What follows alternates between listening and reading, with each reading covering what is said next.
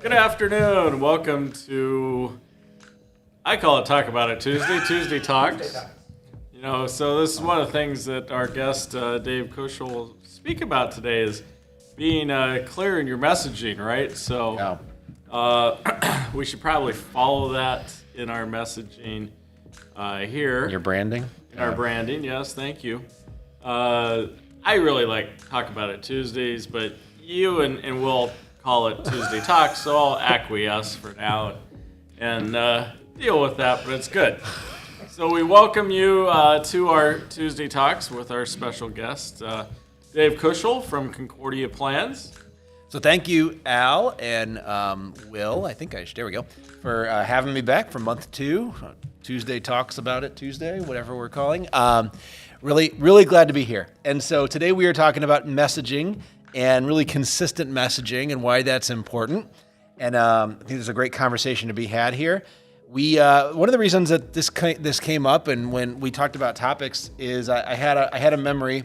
As you'll see on my slide here in a few seconds, I served on a school board at Green Park Lutheran School here in the St. Louis area, and did that for 6 years, and loved it.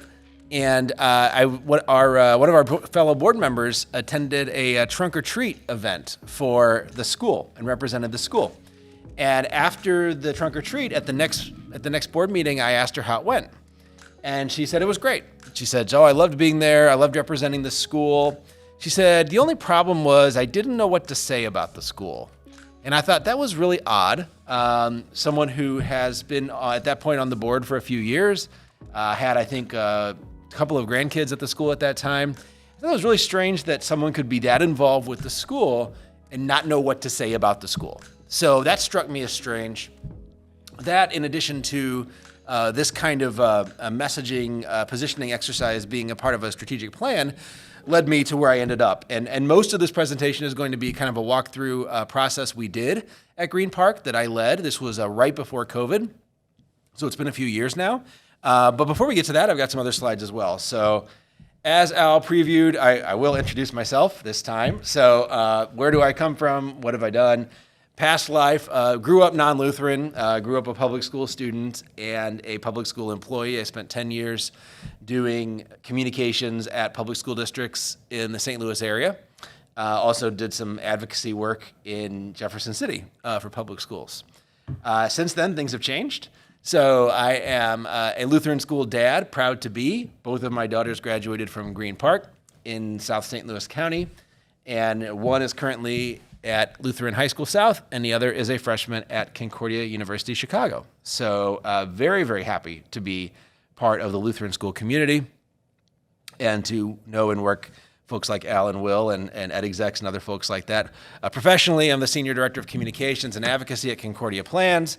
So what does that mean? Has a lot to do with messaging, has a lot to do with communications. I do internal and external communications, various things. Feel really blessed to work there. I love being at Concordia Plans, been there over 8 years now, so it's a great place to be. And I am a huge fan of LCMS education. And for a guy who grew up a public school student, and my dad was a public school board member for 25 years, and working there for 10 years, I wasn't sure I'd be here, but God brought me here, and I'm glad to be with you all. So, and I thank you for what you do as well. So we're going to talk a couple of slides first, talking about what are we talking about, why are we talking about this? So why should schools focus on messaging? Well, we know, you know better than I do, that our schools are competing for students and staff. So we want our schools to grow. We want our schools to bring in new students, bring in new families, and we want high quality staff. We want high quality, good Lutheran Christian staff members to be a part of our school. Can I jump in for just 1 second? Please do. Because this is just me all the time. We definitely want to grow. We want to bring in new families. We want to bring in new staff people. We want the best, right? Because that's what God calls us to do His work, and Lutheran School Ministries are so amazing in spreading the gospel message, but also retaining. Absolutely. And that's part of this messaging too. I think we're so cognizant all the time of outreach and bringing in new students and so on. We can't forget about keeping those that we have too and allowing them to be the messengers for us as well. So absolutely.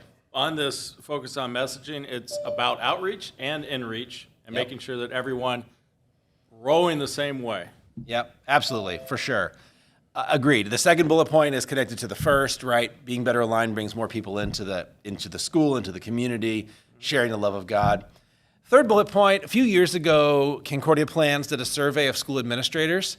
Some of you might have taken part. Some of you might have read the results. It's been a few years now, but the results are still relevant. And we asked questions about a lot of different things, and one thing we asked questions about was a school mission statement. And what we found out was that a vast majority of principals or administrators who answered said, yes, our school has a mission statement. Then we asked, how well do your teachers know the mission statement? Pretty significant drop there in the percentage who say our teachers know this mission statement well. And then we asked, how well do others in your community know the mission? And a more significant drop there. Now, that's not to say the mission statement is everything, but the mission statement is an important thing for the school community to understand and to believe in and to be able to communicate. So we saw that there was a kind of a big challenge there with folks not knowing that about their school. And one thing we didn't ask, which we maybe should have asked, is we asked if people had a mission statement and we got a really high percentage. We probably should have asked if it was any good or the last time it had been reviewed. That's kind of what we'll talk about today is staying current too in what we're doing and what we're communicating and making sure things are still applicable to us. Well, I'll say too, that mission and vision, not only important in terms of driving your school and consistent messaging, but when you're making decisions for the school, you should be able to point right back to it. So if it's not a mission statement that really is at the forefront, you don't know it, it's not on your materials, it's not first thing at your board meeting and so on, you're really not making decisions guided by the mission of the school. Exactly. Yeah, and so my next slide here, so common language, if we do align on common language in our school community, what does that benefit? Why would we do that? Well, it does show alignment among staff, parents, churches, pastors, church members, whatever that looks like. And that's important, right? It resonates with prospective families. They hear something from the principal, from a principal's perspective. They hear something from a teacher or a parent. And while they have different perspectives, they're all pushing in the same direction. They're all aligning in a consistent kind of message. That's really important. That's really critical. It gives the school community something to identify with. This is who we are. This is how we describe our school. This is what we are, what we want to be, what we are today. Really important point here. It's not robotic, right? So we're not looking for common language that people are going to say, okay, I have to hit all these bullet points. I have to say all these things, and if I don't say them all, I'm wrong. We're looking for people to understand the main messages, the main ideas, how they apply to maybe who they are, what they do. I'm not working from a script by any means. And of course, common language can be used in a lot of different ways. Your marketing materials, your website, when you're doing tours, when you're doing visits, when you're talking to potential donors, when you're recruiting staff, families, all those types of things, that kind of messaging can be really, consistent messaging can be really, really helpful to you in those ways. So I'm going to talk, next few slides are about what we did at Green Park. So Green Park is a pre-K through 8th grade school here in South St. Louis County. I served on the board for 6 years, as I said, and in the strategic plan we were operating on at that time, there was a piece in there about school identity, and that we needed to go through a school identity exercise. So being a communicator professionally, I kind of took charge of it, and being a school board member, and I put together a process that we went through. And we're going to talk about that. The process lasted over the course of 4 to 5 months and multiple meetings. I'm not going to go through every one of those steps along the way because it'd take too long. I have done this presentation a couple times in full, and it takes a full hour to talk about. We're not going to do that. I'm going to give you some ideas of how we got going, some important questions we asked ourselves, and then kind of some lessons learned as we go through it. So how did we begin? How can you maybe align? We focused on group work, like large group sessions, and then a committee that worked in between. And on the right there, you can see what we were heading towards. So we started with large group sessions. As you can see from the bottom, we invited parents, teachers, congregation members, board members. Basically, we asked each of our teachers and each of the pastors at the 4 churches that are supporting the school if they could recommend people to be a part of this exercise. And from there, we got about 60 or 70 on night 1, a good mix of these types of folks. And we met 3 total times as a large group. But in between those, we had a committee formed. And the committee was much smaller. There were 7 or 8 of us. And we'll talk more about what the committee did here in a few minutes. But the committee is really critical at taking big ideas and lots of ideas and distilling them down into something more manageable and more understandable and that people can react to. What were we doing in our process? I labeled it as these two, that we are identifying our school's story and our vision. And I use the word story kind of as a substitute for the word mission statement, for the term mission statement. And what ended up happening is the work we did on the story conversation led to our new mission statement. But really, I used the word story because I thought it was easier for people to understand. Like, how would you talk? How would we talk about this school? And of course, our vision, where do we want the school? What do we want the school to be? We'll talk about that here in a second. So we got started. So we invited our folks who were suggested by our teachers and pastors, and we started the process. And we brought everybody in, and one of the first things we did that night was we said, let's talk about our school. And we're all in the room here. We were in the gym. There's about 60 people. Let's talk about our school. Let's talk about how we feel about our school. What are some words we associate with our school? So I had everyone get on their phones and use one of those Mentimeter type apps or website and said, describe Green Park. Describe the school. How would you describe the school? This is what we came up with. So normal word cloud, right, where the larger words appeared the most frequently. And if you look at the word cloud here, there are some words that are big, such as caring, loving, community, family, challenging, welcoming, excellent, hopefully safe. But these were words that came up, and I challenged the group and I said, those are really good words to describe our school, but I'm fairly sure that if you talked to parents and teachers at almost any other school in our area, public, private, Catholic, Lutheran, charter, whatever, they're going to have very similar answers because people care about their school and love their school. What makes us different? Well, of course, we have Christian, and we have Christ-centered, and we have faithful, and we have other words related to the faith like that. Well, some of those words can be used by schools that are not that different from us, maybe. Maybe, of course, there's other Lutheran schools, but there might be other Christian schools or Catholic schools. How do we differentiate ourselves from those schools? How do we say something different? Now, of course, the word Lutheran's on here. That is, for us in the synod here. But it takes me back to one of the first questions I asked when my daughter, who is now a freshman in college, was going into kindergarten. And we were looking at Green Park, and that's, of course, where we ended up. And I asked some Green Park parents that we knew through our church who already had kids there. And I said, well, what do you like about the school?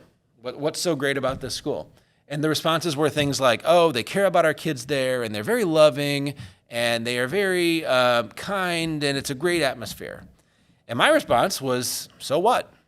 Every school says that. Hopefully, right, if they're doing their job.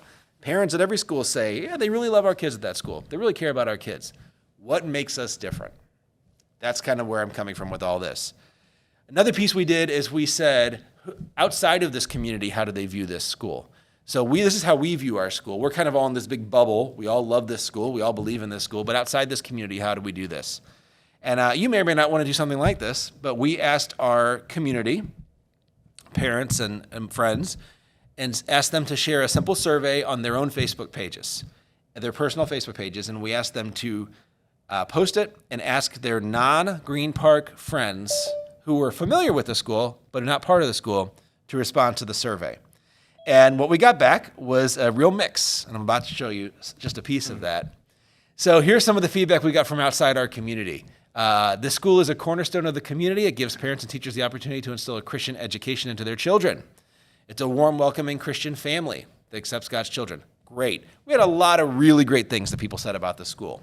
And then, of course, at the bottom of the page, this school appears to be stuck in the past in several ways, not limited to Christian leadership and faith, curriculum, technology, ... And one of my all-time favorites, a school that is kidding itself, overpriced and overvalued. There is nothing special about the school. So imagine sitting in a room of 60 Green Park fans, people who are parents and grandparents and teachers, and saying, here's what people outside this building, some of them at least, think about us. Now, I'm not saying that aligning on mission and vision and story is going to change everyone's minds. You're not going to be able to do that with everybody. But I did think it was really valuable to be able to show people like, yeah, not everyone thinks the same way about the school that we do. Now, it was great. We had some positive things at the top of the screen. We had many more positive. We had many more negative. I'm just giving you a sampling. But it's an interesting exercise to go through to find out how your school is perceived. So from there, we started talking about vision. And we started talking about how do we attack this right here. So when we were talking about vision, we asked participants the first night to answer the following questions. What should our school look like in 10 years? What do we need to do? What do we need to do to get there? And what is holding us back, if anything? So folks worked individually, and then they shared their thoughts at their table. We just wanted people to think about the school today and the school in the future, and what do we want the school to look like? If our kids are still here or the next generation of kids is coming through, what do we want this school to be? So from there, we worked a little further on the vision. We asked the folks at their tables to identify common themes among their group, to narrow their focus, share their thoughts with the entire room. And then all of that was moved on to the committee, which I'll talk about in a few minutes, about how the committee kind of functioned. So vision was number one. What do we want this school to become? How might we get there? Second was the story, right? So I talked about story as being kind of a substitute for mission when we talk about terminology. Story seemed more approachable, I think, for a lot of people. And when we talked about story, we told our participants, or we asked our participants, how would you describe our school? How would you describe Green Park to a prospective kindergarten family? What words would you use? How would you describe it today? What is this school today? What do we do? What do we try to do? And they worked individually, and they shared their thoughts with their group. Similar type idea. They identified common themes. They created a Green Park story to share. Stories were posted on the walls. We did dot voting, and those results, what did people vote for, what did people like, was moved on to the next step. This step one, I think your school can do this step. Get the right people together, start asking questions. Have people write their responses individually, ask people to collaborate at their table, talk amongst the whole group. What do you think? What do we think? And then take all that information back. And even if that's as far as you go with the big group, that could still be really useful to you as a school leader. And maybe you've got some school board members or some parents involved in the process who can help you along the way. So what did we do next? I'm going to go over the next steps really quickly. Again, I'm not going to go through every step of the way because of time and other factors, but we did form a committee. The committee was comprised of some parents who are very supportive of the school. Some of them had a professional background in marketing communication. Some of them didn't. We were just looking for people who were interested in this topic. I was there. I led this committee as the team leader for the identity, which is how we labeled it in our strategic plan. And then, of course, our principal and board chair. And the committee was really critical in taking the ideas that came from the larger group and narrowing them down and combining them when necessary and synthesizing them into something to react to next. So what did that look like? So step one is what I just went through with the mission and the story. How do you talk about the school? Step two is the committee. So the committee identified themes in what we heard that first night and organized those thoughts, narrowed some things down to take them back to the group, the large group. Large group got back together about a month after the first meeting, and they looked at the themes of what came out of it. They worked in groups to create more specific language about how do we get more specific in what we're talking about here. The committee came back together to work through the story and the vision even further, took it back to the large group. This was in February of 2020, about 2 weeks before COVID happened. But that was our timeline. It's where we were. So we discussed with the large group, and we settled up on something. And what ended up happening is that we did propose a new mission and a new vision for the school that were adopted by the board. The board did have a few tweaks here and there, but nothing significant. They were appreciative of the work that was done and by the large group and by the committee, and we were able to make that the new board, the new mission and vision for the school. And we'll talk a little bit more about what happens next after that. But that was our process. Again, I went through it really fast. A lot of planning went into it, but you can do this in fewer steps. Like I said, have that step one conversation. Even start at a smaller scale. Maybe it's your staff meeting, and maybe it's your PTO group, and you say, "Tell us what do you think? How would you describe our school?" And then start narrowing things down, or maybe bring a bigger group in like we do. But I think it could be extremely valuable to your school community as you think about everyone being on the same page with messaging. So what did we learn throughout this process? A few things. First one I captured here is some people will have a hard time wrapping their head around the why of this exercise. They might think school's in great shape. I know why I like this school. My family, we love this school, and they care about our kids there, right? And they talk about Jesus. Those are good things. And some people will question, why are we doing this? I had people question that, why are we doing this, who came to the sessions. And I was so appreciative that they came and contributed. And then once I talked to them about the purpose and a lot of what I shared with all of you earlier, they were on board. They were ready to go. Leadership involvement is critical. I believe that board members should be required to participate. They were not required in our process, and we had some participation, certainly not 100%. So I believe that board members should be required, and the fact that it was part of our strategic plan also added some extra weight kind of behind what we were doing. A committee is critical in this process to move from one large group session to the next, or else it's all going to be on you, maybe as the leader. And I was more than happy to do those things, but that kind of takes me to the next point. The results of this work must be the work of the participants and not the organizer. I communicate professionally for a living. It's what I do. I probably could have gone in and taken everything they told me and wrote some vision statements and said, here you go, school board. I think this is what it should be, and I maybe would have gotten it approved too. That's not the way to go about it, right? Involve the community, let them give input, let them react, let them tweak, and then ultimately come up with something that everyone agrees on that is a good representation of the school for that vision, for that mission or slash story, or however you want to term it for your school.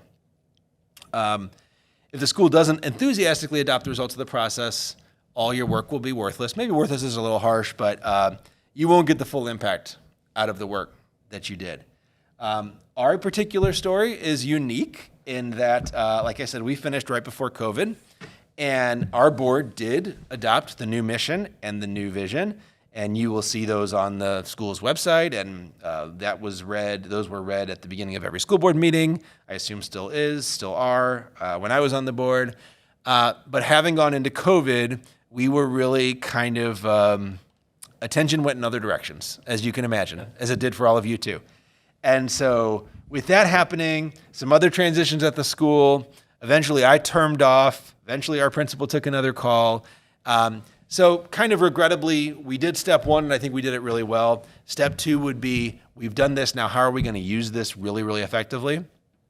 That said, I'm not saying that they're not using it effectively. I'm just not on the school board anymore, and my kids have both graduated the school. So I hope that what we gave them was a really valuable resource and a tool that they could use going forward as they do their work in talking to all these important groups that we're talking about. The last lesson learned I had through the process was that your school can and probably should do this too. And like I said, that scope may look different, but I think the benefits that are going to come from it are really, really going to be helpful to your school to help understand getting everyone on that same page, pushing in that same direction. Again, not being robotic, not being scripted, but everyone having those messaging points. I don't have it in here. It really doesn't matter what we landed on. We were happy with what we landed on, but in our vision, our vision had a few different pieces to it. And we want to do this and we want to be that, and we're going to do it this way.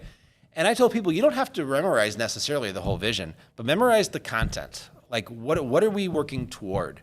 And if you get in that conversation and you're at the trunk or treat next year and someone says, well, tell me about Green Park. Well, at Green Park, we are working toward being this. Or at Green Park, we are this today. And to me, that's really valuable, get those people pointed in the right direction. This is my information. Like I said, I have done this presentation before, taken 45 minutes to an hour, could talk about the whole process. It's a process I love, kind of created as we went along. If you have questions, we have time today for sure, and Al and I can talk and take questions. But if you have questions after the fact and you would want to reach out to me, there's my contact information. I would invite you to reach out, or if you don't have it, reach out through Al or Will. And I'd be happy to talk to you about what we did and maybe how that might work for your school too. Lutheran schools and communications are two passions of mine, and this is a good opportunity to combine them. And I would love to help your school if I can.